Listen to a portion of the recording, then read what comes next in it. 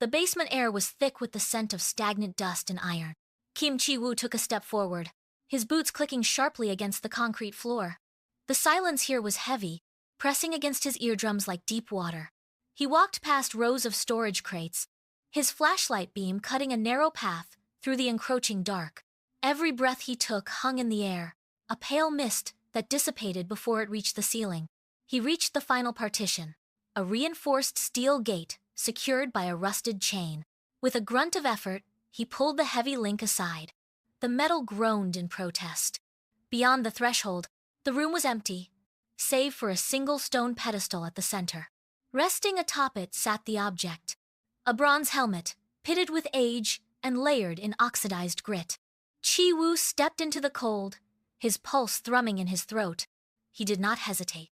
He moved his hand toward the relic, his fingers trembling slightly as they closed the final inches of space, bracing himself against the biting chill radiating from the metal surface.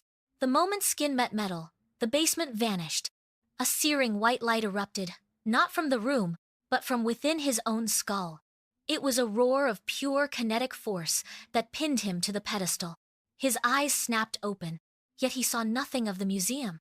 Instead, he saw a sky choked with ash and a sun bleeding crimson over a horizon of broken shields. A titan stood before him, a towering figure clad in heavy, scarred metal, its hand gripping a spear that hummed with the weight of 1,000 deaths. A tidal wave of ancient trauma flooding his senses, drowning his own memories. He tried to pull his hand away, but his muscles refused to obey. The helmet held him, siphoning his breath, forcing him to witness the slaughter of an age-long dead. Then, with a violent jolt, the connection shattered.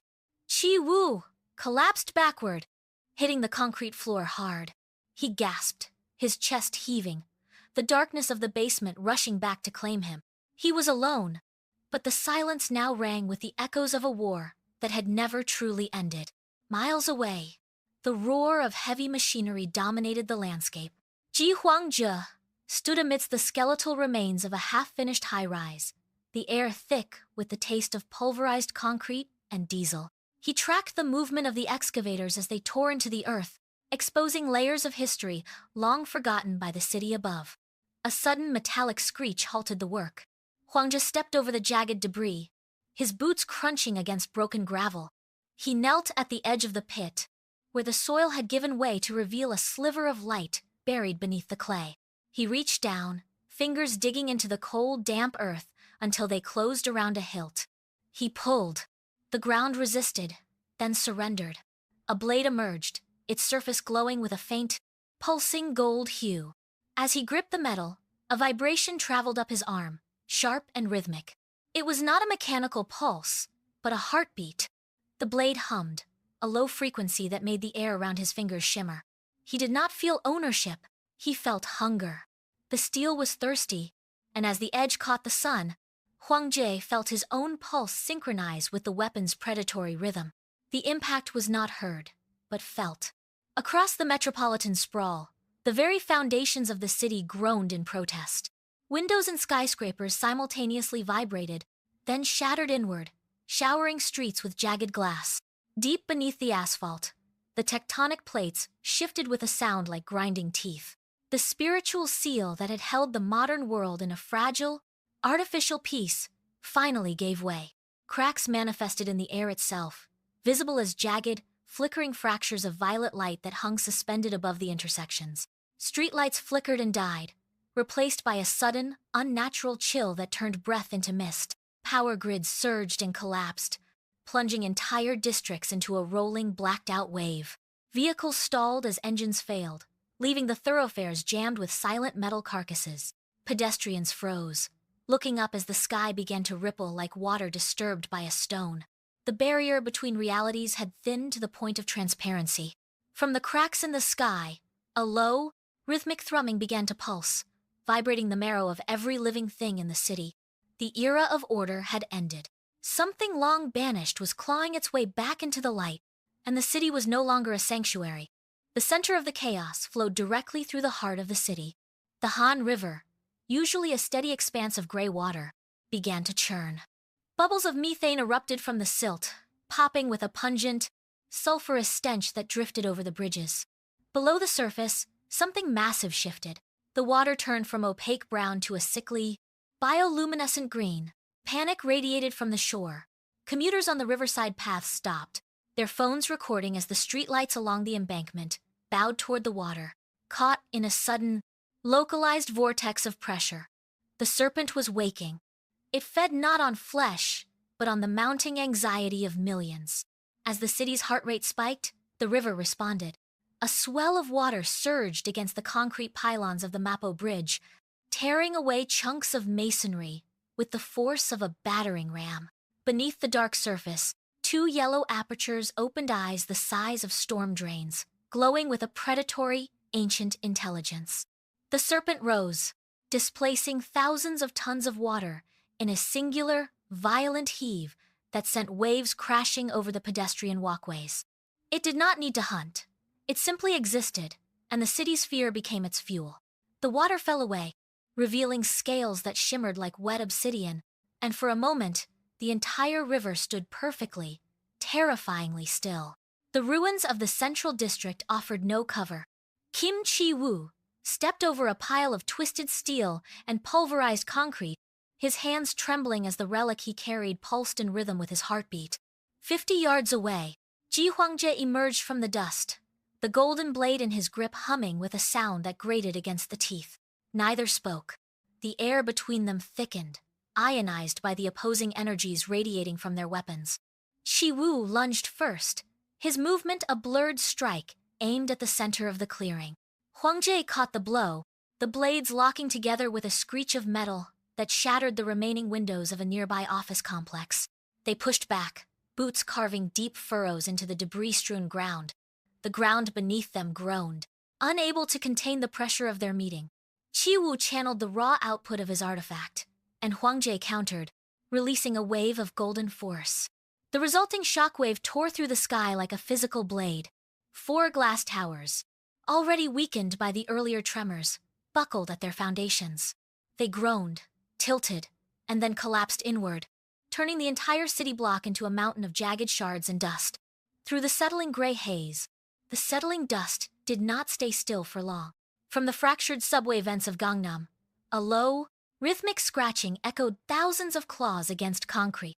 Before Chi-woo could renew his strike, the periphery of the ruins turned black. The swarm had arrived. They poured over the jagged debris, a tide of twitching limbs and snapping jaws that ignored the two combatants to hunt for anything living. Chi-woo pulled his blade back, the metal vibrating with a new, frantic frequency as the swarm surged closer. Beside him, Huangjie did the same, his golden blade flickering in the dim light. The duel ended in an instant, replaced by the necessity of survival. Brutal arc.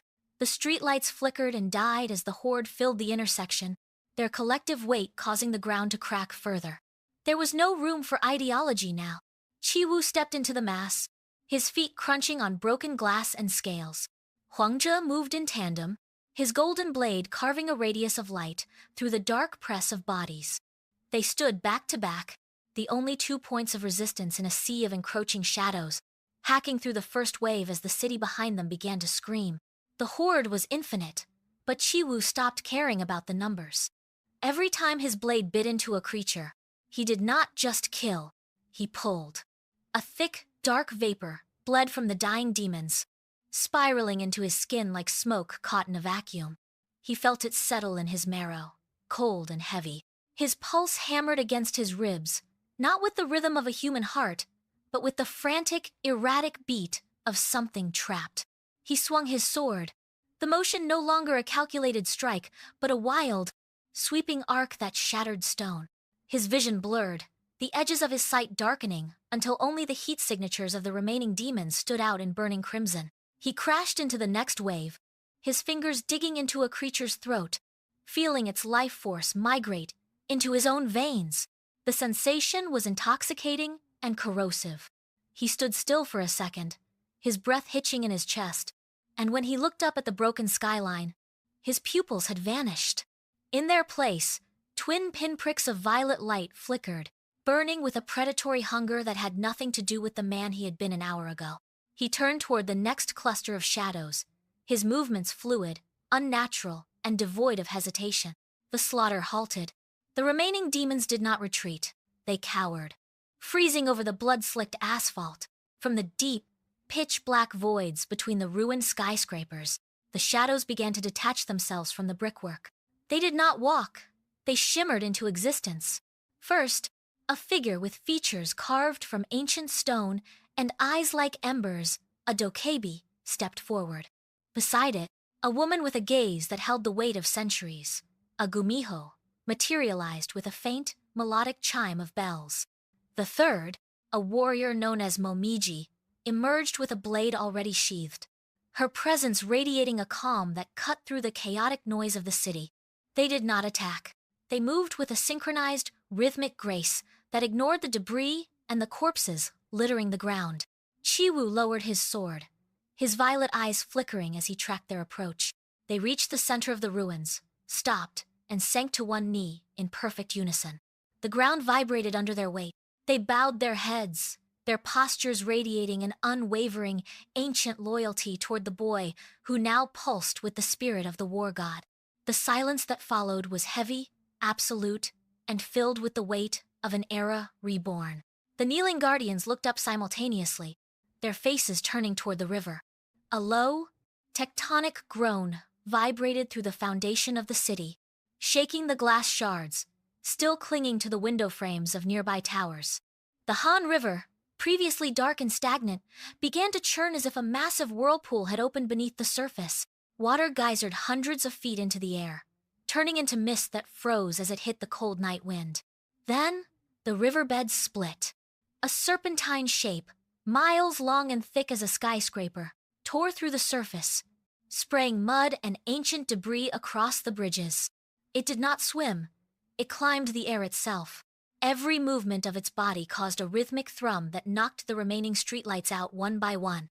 As it ascended, the creature's hide shifted, the dull gray of wet stone hardening into obsidian scales that caught the moonlight and turned it into a sickly, bruised purple.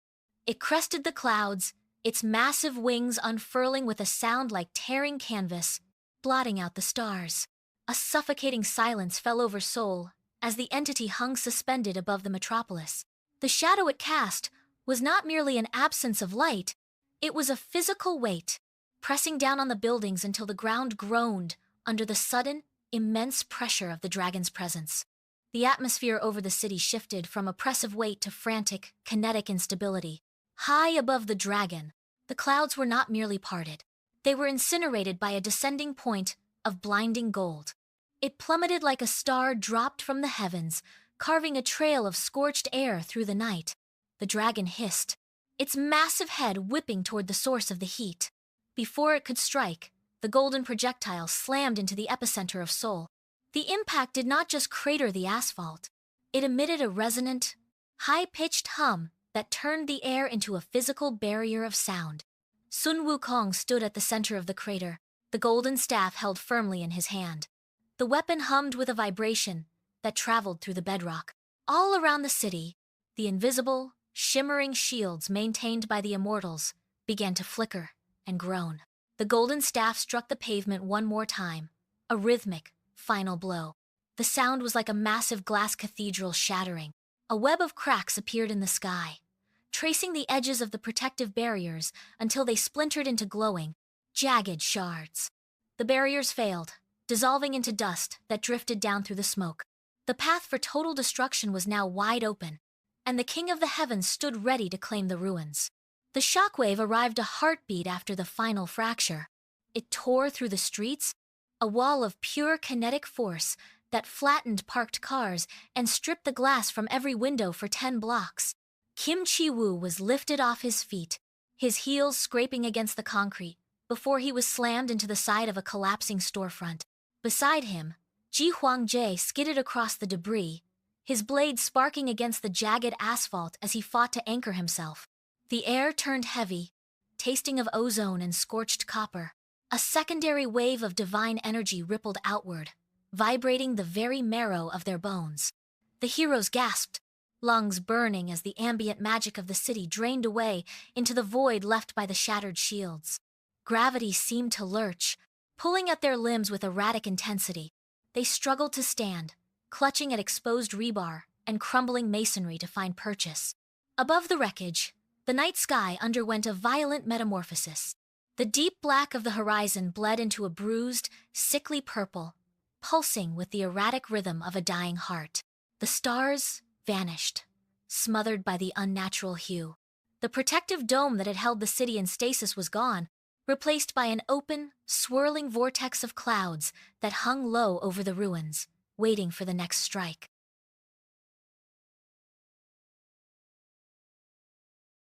His hand glowing with a faint, stabilizing light to soothe the panicked energy of the nearby rubble. He looked toward Ji Huangjie, expecting a coordinated defense. Instead, he Huang Huangjie standing perfectly still. The golden blade in his hand was no longer merely humming. It was radiating a harsh, searing heat that melted the surrounding gravel into black glass. Huangjie turned, his eyes fixed on the horizon where the dragon coiled. The immortals failed because they sought to preserve a dying order, Huangjie stated, his voice cutting through the silence of the ruins. I will not preserve. I will command. He drove the tip of his blade into the earth, and a ripple of golden light surged outward, forcing the debris to rearrange itself into a throne-like formation. Qi Wu stepped back, his own grip tightening on his sword. The air between them grew frigid, charged with the static of two opposing intentions. You talk of order, but you act like the very chaos we fought to cage, Qi Wu replied, stepping into the path of Huangjie's expanding influence. The alliance that had carried them through the fire was gone. Huangjie did not respond with words. He simply raised his blade, pointing it directly at Qi Wu. The rift was absolute. A shadow detached itself from the pile of rubble, moving with a fluid, unnatural grace. Yasushi stood between the two men, his presence barely registering until the air around him began to shimmer like heat haze. He did not speak to them both at once. He circled Qi Wu, his voice a low, raspy hum that sounded like dry leaves skittering over stone. He pointed toward Huangjie, and instantly, a phantasm appeared. An image of Huangjie plunging his blade into the hearts of the innocent. Qi Wu flinched, his knuckles white against his sword hilt. Simultaneously, Yasushi moved to the periphery of Huangjie's vision. He leaned in, whispering of Qi Wu's secret plans to execute him once the threat of the dragon passed, painting it with such vivid detail that the metal in Huangjie's hand began to vibrate in agitation. The fox wove his influence into the very architecture of their surroundings. Every creak of the ruins became a taunt. Every gust of wind carried the suggestion of a hidden strike. Qi Wu looked at his former ally and saw a tyrant. Huangjie looked back and saw an assassin. Their shared history dissolved into a haze of manufactured suspicion. With a final, sharp grin, Yasushi faded back into the dark, leaving the two men standing in the center of a trap they had built for each other. The transport boat ground against the black volcanic sand, vibrating until the hull shivered. Qi Wu stepped off the ledge, his boots sinking into the wet grit. 50 yards down the beach, the second vessel drifted in, its keel carving a deep trench in the surf. Ji Huangjie leaped from the bow, landing with a heavy, deliberate thud that sent a spray of brine into the air. This was a place of jagged basalt cliffs and stunted, salt-blasted shrubs. There were no birds, no insects, and no sound but the rhythmic, hollow crashing of the tide against the reef. The isolation was absolute. Qi Wu drew his blade, the metal ringing against the silence like a funeral bell. He did not look at the horizon. He kept his eyes locked on the figure emerging from the mist. Huangjie mirrored the movement, his golden weapon unsheathed and catching the dim, gray light. He planted his feet wide, digging deep into the sand to find his center. They moved in silence, circling the perimeter of the cove, their paths carving twin lines in the earth. The air between them grew heavy, thick with the scent of ozone and impending impact. They had reached the end of the world, and there was no space left for anything but the steel. The silence shattered. Qi Wu lunged, his blade a blur of steel that sparked against Huangjie's golden edge. The force of the impact drove them both backward, gouging deep furrows into the wet sand. Huangjie recovered first, swinging his weapon in a wide, punishing arc that caught Qi Wu across the ribs. Blood sprayed, dark and hot against the gray basalt. Chi-Wu did not retreat. He stepped into the next strike, his own blade carving a jagged line through the armor on Huang Jie's shoulder. They fought with the ferocity of cornered animals. Every collision sent a shockwave vibrating through the beach, cracking the volcanic rocks and churning the tide into a frothing foam.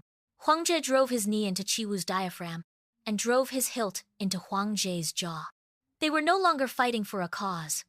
They were carving their exhaustion into the very face of the island. Each movement was heavier, slower, yet struck with enough power to shatter bone.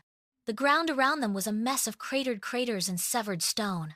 They circled, breathing in ragged, wet gasps, their limbs slick with gore, waiting for the one opening that would end the slaughter. The final collision did not ring. It thudded. Chi-Wu's blade and Huang Jie's golden edge locked, pressing against each other with the weight of two dying stars. Their arms trembled, muscles failing, the steel trembling under the strain.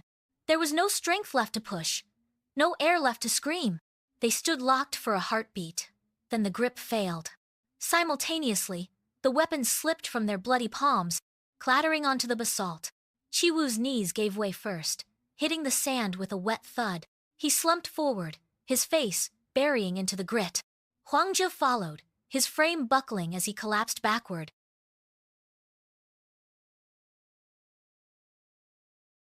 Their chests rose and fell in jagged, uneven intervals, the sound of their ragged breathing barely distinguishable from the incoming tide.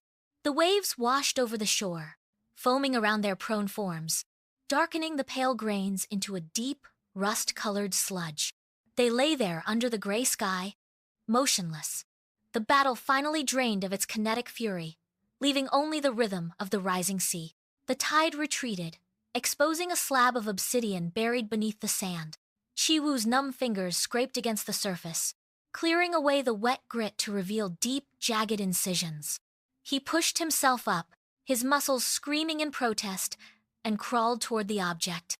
Huang Jie followed, dragging his broken frame through the sludge until they both knelt before the stone. The carvings were not runes. They were diagrams of anatomy, showing the fusion of two distinct, opposing bloodlines. Chi-Wu traced the lines with a trembling hand, his breath hitching as the meaning settled into his mind.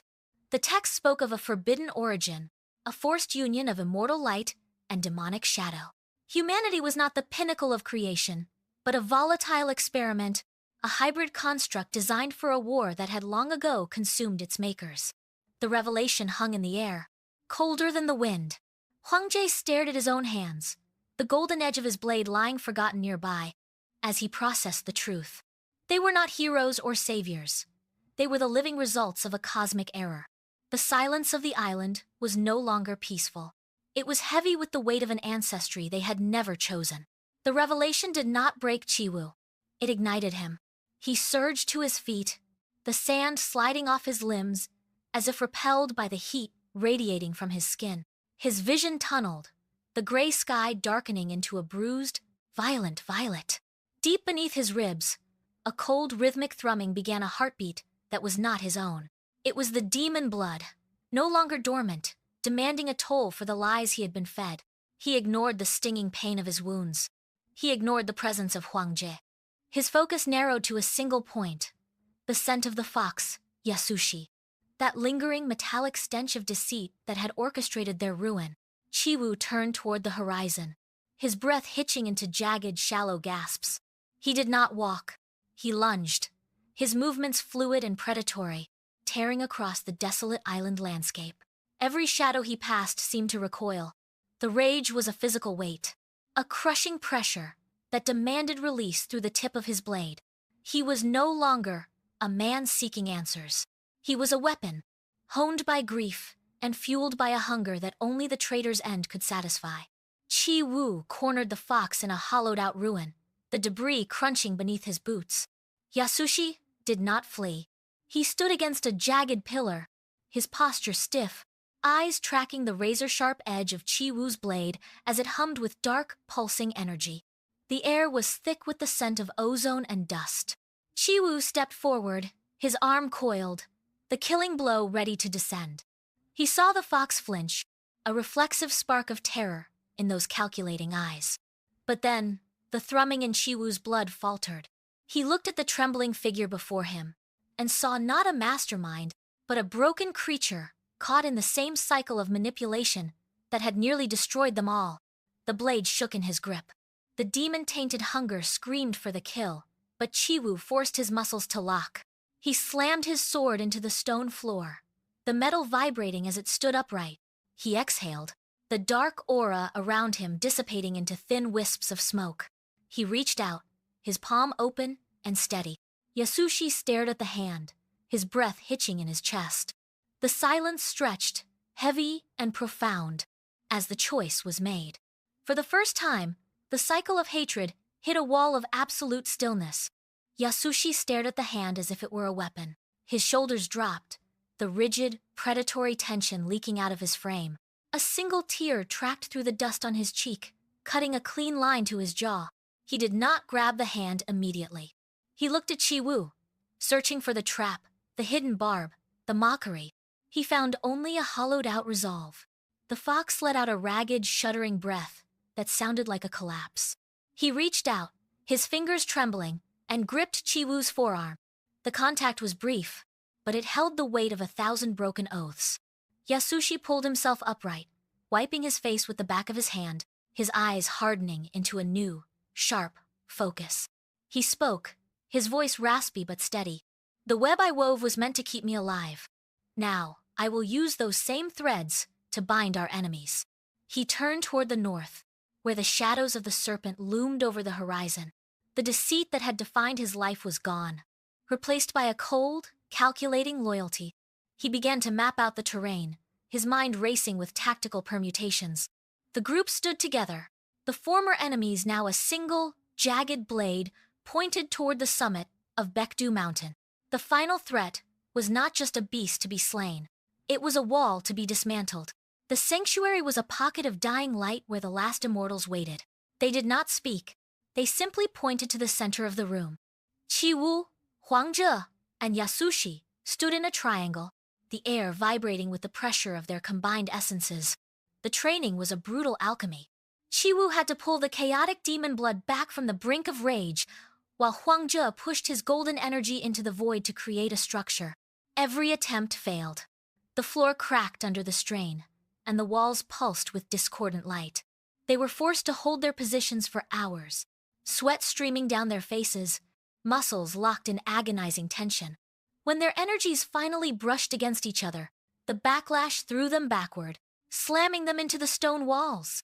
They rose again, faces bruised, lungs burning, and tried once more.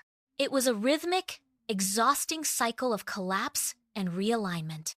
Then, the friction vanished. A hum filled the chamber, low and resonant, as the chaos of the demon essence and the order of the divine fused into a single, shimmering field.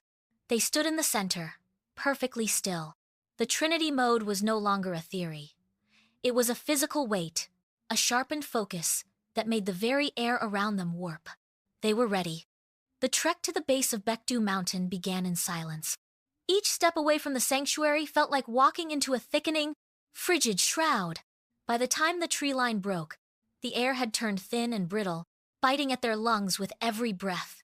The wind carried a low, rhythmic thrumming sound, like the beating of 1,000 hollow drums. Chiwu stopped, his hand resting on the hilt of his blade, his knuckles white against the dark metal. Ahead, the path upward vanished under a shifting mass of shadows.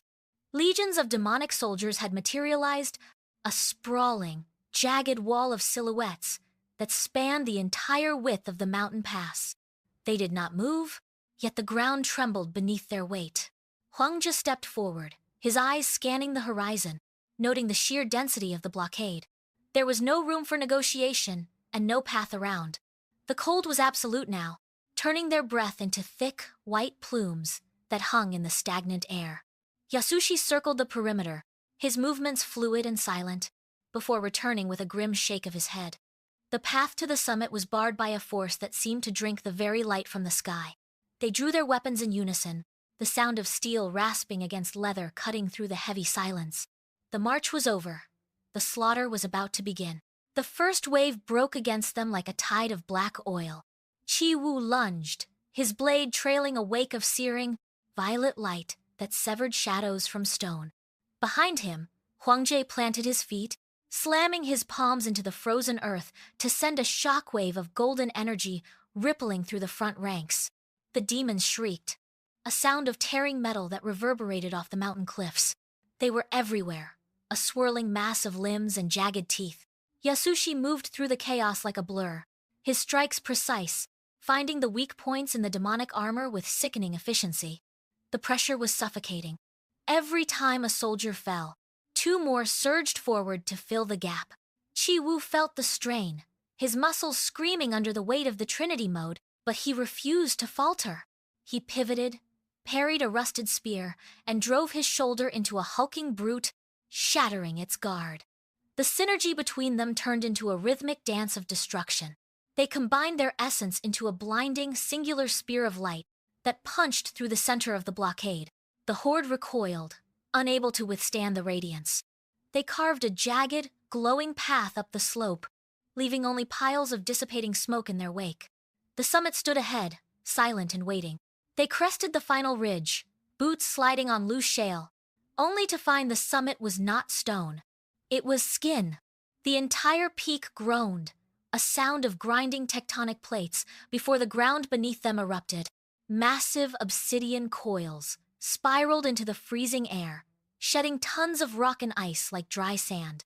This was the Orochi in its true scale, a mountain-sized serpent eclipsing the moon.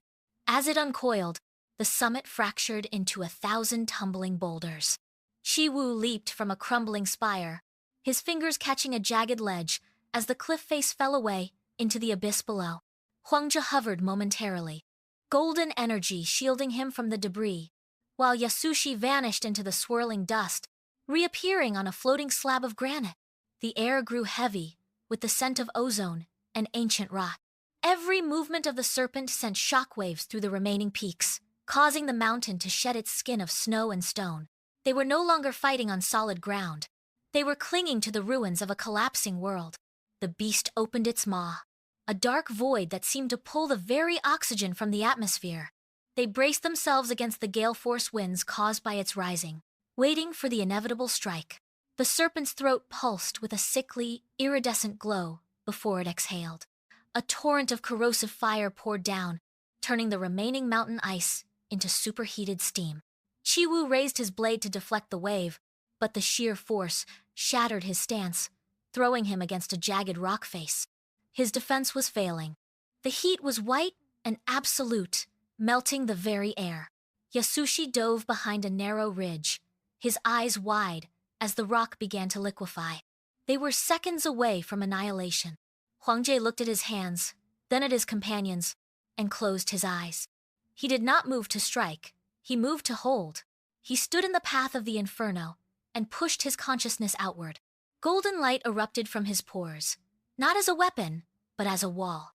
It was a solid, singing lattice of energy that anchored itself to the mountain's core. The fire slammed into the barrier and split, flowing harmlessly around them like water around a stone. Huangjie's physical form began to flicker, his edges blurring as he poured every thought, every memory, and every drop of his life force into the structure. The barrier held steady against the crushing weight of the dragon's breath. Outside the dome, the world dissolved into ash, but inside, the air remained still. Huangjie stood motionless, his eyes fixed on the horizon as his vitality bled into the light. Inside the golden dome, the silence was heavy. Huangjie stood like a statue, his presence fading as he anchored the barrier. Yasushi watched the dragon. Through the roiling mist of the serpent's fire, he saw it as small, exposed for a heartbeat every time the beast inhaled. Yasushi did not hesitate. He lunged through the edge of the energy wall, his body streaking through the superheated air. The fire scorched his skin, but he ignored the pain, focusing entirely on the shifting scale. He tightened his grip on the jagged obsidian fang. As the Orochi inhaled, the chest plate parted. Yasushi surged forward, driving the tip of the fang deep into the soft, exposed tissue beneath the scales. A black, viscous fluid erupted, hissing as it hit the freezing summit air. The serpent shrieked, a sound that shattered the remaining stone pillars for miles. It recoiled, its massive coils thrashing in a chaotic dance of agony. The barrier flickered, as the dragon's thrashing sent tremors through the entire mountain range. Yasushi tumbled back, landing hard on the shifting debris. The dragon reeled, its massive frame shuddering against the mountain slope. Chiwu saw the opening. He dropped his guard, letting his breath settle until the pulse in his neck slowed to a rhythmic thrum. He reached inward, past his own marrow, touching the cold, ancient echoes of those who came before him. The air around his blade began to warp, pulling light and shadow into a single, razor-thin point of intensity. He did not run. He stepped forward, heavy, deliberate, feeling the mountain stone crunch beneath his boots. The dragon turned, a mountain of thrashing shadow, but it was too slow. Chiwu brought the sword down in a clean, vertical arc. There was no resistance. The tip met the scale, and the ancient energy surged a white-hot needle of pure force. It punched through the hardened plate, as if it were parchment. The blade buried itself to the hilt in the beast's core. A shockwave erupted, silent and absolute, tearing the clouds away from the peak. The dragon's thrashing ceased mid-motion. Its eyes dimmed, the inner fire guttering out. It slumped, sliding back into the mountain roots with a sound like shifting tectonic plates. The oppressive weight that had choked the sky for weeks simply vanished, leaving only the biting wind of the high altitude. The summit of Baekdu Mountain was no longer a battlefield, but a graveyard of stone and shadow. The massive remains of the beast began to fracture, dissolving into fine, gray ash that drifted on the freezing wind. Chiwu pulled his blade from the cooling mass, the steel vibrating with a dying hum before falling silent. He let the sword slip from his grip, the sound of metal hitting rock echoing across the jagged peaks. Huang slumped against a fractured pillar, his chest heaving, his hands trembling as the golden light that had sustained the barrier flickered out. Yasushi sat nearby, staring at the empty sky, his breathing shallow and jagged. There was no triumph in the movement, only the mechanical necessity of survival. The clouds above began to break, revealing the pale, bruised colors of a coming dawn. Dust settled over the landscape, coating every surface in a uniform layer of grit. They did not speak. The silence was absolute, heavy with the weight of what had been lost. Chiwu walked toward the edge of the summit, his boots crunching through the debris. He looked out over the horizon where the city once burned, watching the first light of day touch the ruins. The terror that had gripped the world had vanished, leaving only the cold air and the quiet, crushing realization that they were the only ones left to bear witness. The stillness of the mountain was shattered by a sound like tearing parchment. Chiwu turned, his hand instinctively reaching for a weapon that was no longer there. A figure emerged from the rising mist, stepping forward with a gait that lacked the rhythm of a living man. He stopped a dozen paces from the group, his presence drawing the remaining heat from the air. He did not look at the ruins of the dragon. He looked only at the horizon in the west. The messenger opened his hand, revealing a stone tablet that pulsed with a dull, rhythmic light before cracking down the center. His voice was flat, devoid of cadence or intent. "The sun of the west has fallen," he stated, the words hanging in the biting air like frost. Before any of them could move to intercept, the messenger stepped backward into the shadows and dissolved into smoke, leaving only the scent of ozone behind. Chiwu looked at his companions. The relief of the morning had been stripped away, replaced by the sharp, metallic tang of an incoming storm. The cycle of conflict had not ended with the dragon. It had only just begun.